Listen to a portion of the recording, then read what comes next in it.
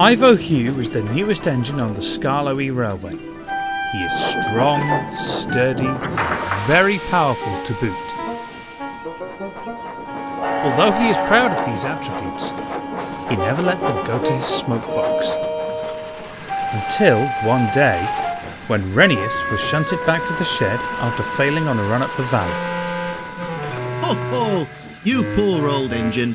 Looks like the years are finally catching up with you, RHENEAS. All engines are liable to fail at some point. A bit of a quick fix and I'll be running again tomorrow. Perhaps old ones like you, or Sir Handel. I'll be old one day too. I can only hope I'll still be able to pull trains as well as I do now, though. I'd hate to be one of these golden oldies that peter out when the going gets tough. I'll have you know, Ivo Hugh, I saved this railway at one time, in spite of losing a cylinder. A useful engine will always persevere, in spite of difficulty. I wouldn't know.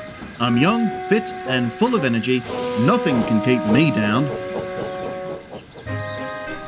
RHENEAS returned to work a few days later, and found Ivo Hugh was still feeling quite puffed up in the smoke box. Mind you keep going this time, RHENEAS. We can't let the passengers down because you can't manage.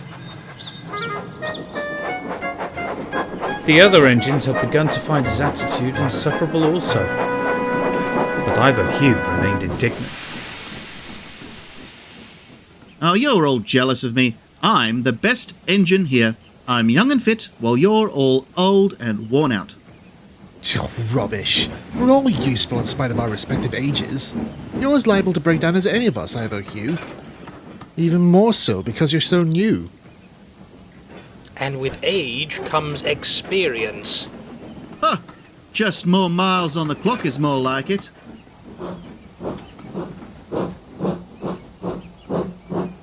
He'll learn. They all do. Yes, quite. But a few days later, RHENEAS woke early and noticed that the weather outside was hazy. RHENEAS was due out on the first train with Ivo Hugh leaving shortly after, so the two were being prepared simultaneously. He knew that the rails would be slippery, but it also gave him a mischievous idea to pay out Ivo Hugh for all his boasting. Planning on going anywhere this morning, RHENEAS? It seems unlikely at present. They can't seem to get my fire going properly. Well, that's what happens with age, I suppose. Tell you what, I'll step in and take your train for you. I'm sure it won't be much trouble for a young engine like me.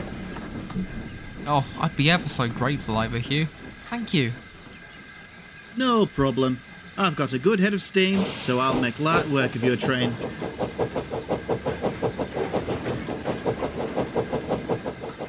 You're up to something, aren't you? By the time he reaches the hill, I'll have plenty of steam to show him just what an old-timer can do.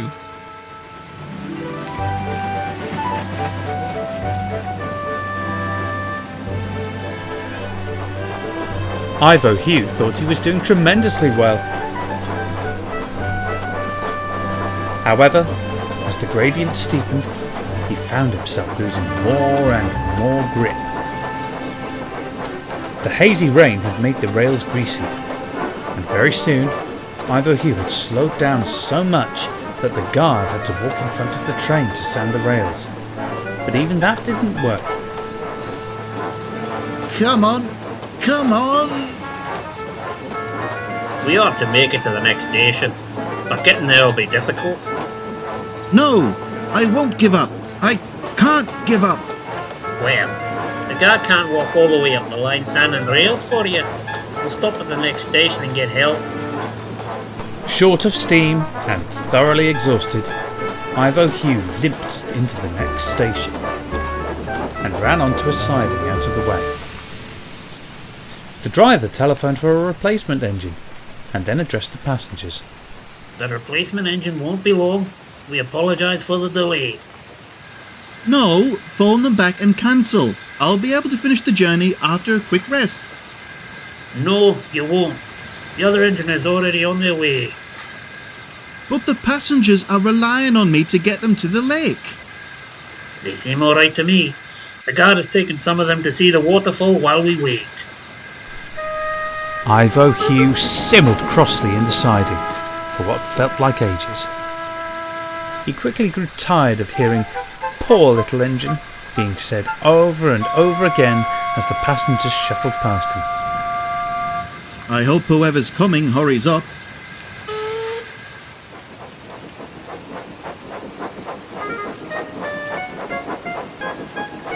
Imagine that!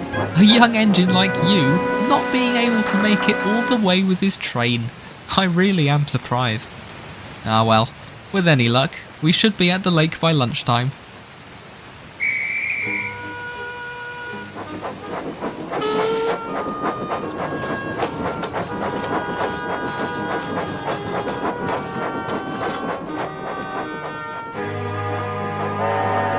When the line was clear, Ivo Hugh was allowed to puff home under his own power.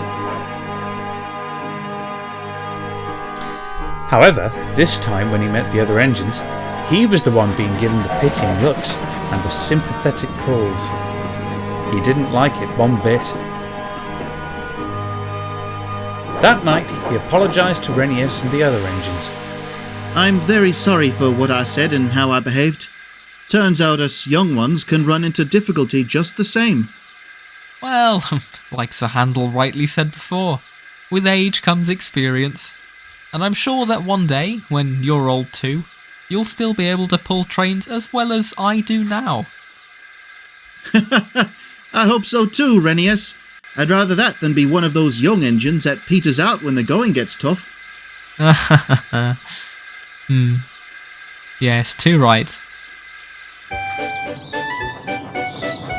And from that day onward, there was very little talk of who really was the greatest engine on the Skarloey Railway. And particularly not from Ivo Hugh.